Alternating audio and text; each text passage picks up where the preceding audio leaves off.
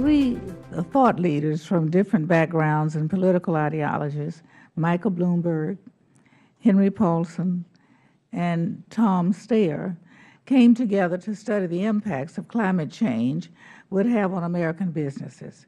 This effort culminated in the report called Risky Business: The Economic Risk of Climate Change in the United States.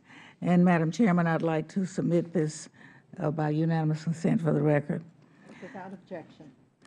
The report didn't parse words, stating unequivocally, every year that goes by without a comprehensive public and private sector response to climate change is a year that locks in future climate events that will have a far more devastating effect on our local, regional, and national economies. Dr. Cash, as I understand it, many businesses already include climate risk as part of their business model. Can you comment on the engagement and interest in businesses in Massachusetts and the Northeast in achieving carbon reductions? And second question, what are the potential impacts to the economy of Massachusetts and its businesses if we do not address climate change now? Thank you very much, Ranking Member Johnson. I'll actually take those in reverse order because one builds on the other. We think and the science shows, and the evidence shows, that there is already impacts from climate change, and all you need to do is to be in any part of the country where we see high impact weather events happening that are happening much more frequently than had previously been happening. In the Northeast, we struggled with Superstorm Sandy, Irene, a freak October snowstorm. All of those happened while I was a PUC commissioner, and the outages that lasted days and days and days was certainly something that we struggled with. And there's no question that a coastal state like Massachusetts is dealing with sea level rise already. Businesses are already concerned and are already making plans to deal with climate change. There's no question that in the insurance industry, they are addressing climate change. There's no question in the development community, they're looking at extra expenses and development along coastal areas. And in the public sector, we're very concerned about infrastructure. That is one of the primary reasons that action on climate change is so fundamentally important, because we want to avoid those kinds of large problems that we're going to see on a greater scale in the future. And we see huge economic opportunities to address this problem in terms of clean energy development.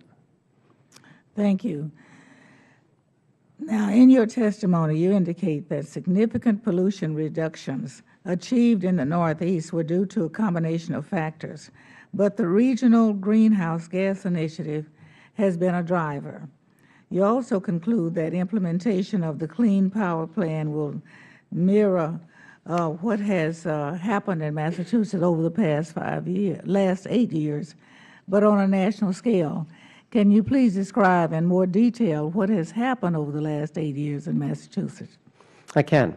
One of the most exciting things that happened is this growth of the clean energy sector and jobs that go all the way across the value chain, that employs people who have PhDs, that employ architects, plumbers, electricians, those who come to your house to weatherize it, to put in insulation. It's across the board value chain job growth that happens in Massachusetts that can't be put overseas. And it's been done, the Regional Greenhouse Gas Initiative has been done using a market-based approach. And one of the things that I find kind of interesting about the concerns that are raised is there seems to be a lack of confidence that our private sector can step up. What we've done in Massachusetts and across the Northeast is set a clear target, clear market rules, and the private sector has stepped up with innovation after innovation after innovation, seeking to capture that world market where we know there's going to be greater demand for electricity in China, in India, et cetera. I'm not sure why we want to cede the growth to India, China, Germany in terms of innovation, entrepreneurship, and economic development. That's what our country is founded on, and that's what this kind of regulatory package will allow, the unleashing of that kind of entrepreneurial spirit. The other piece that I think has been fundamentally important is our use of energy efficiency. And perhaps at some later point I could talk more about that, because that's savings across the board, residential customers and business customers as well. Thank you. My time has expired. Thank you very much.